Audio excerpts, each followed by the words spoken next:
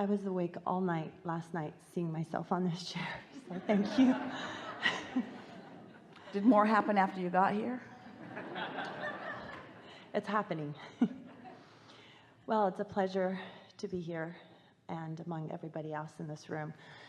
I have been practicing the law of attraction and being in the vortex since I was 5 years old, but not knowing what it's called.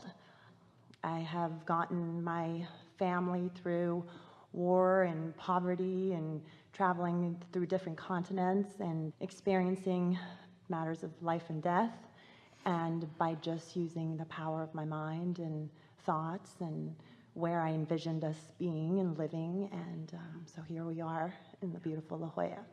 My question really is, I come here with the intention of strengthening my practice of deliberate creation or co-creation.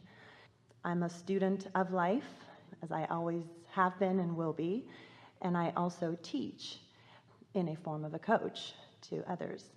I tend to hear this from a lot of people saying that, well, this law of attraction is great, being in the vortex, raising your vibrational frequency, this works, I get it, I see it.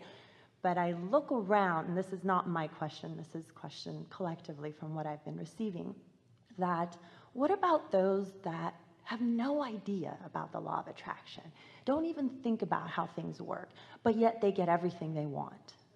They have the husband, the money, the this. You don't have to know what makes the lights come on as long as you can find the switch somewhere. You don't have to know about electricity. You don't have to understand where it comes from.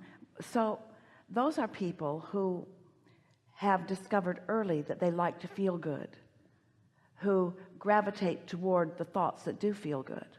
They've found that criticism feels awful, so they don't do it. And they found that compliments feel good, and so they do. They found that self-deprecation does not feel good, and so they don't do it. They found that being proud of themselves feels good, so they do it. In other words, you don't have to know about the laws of the universe.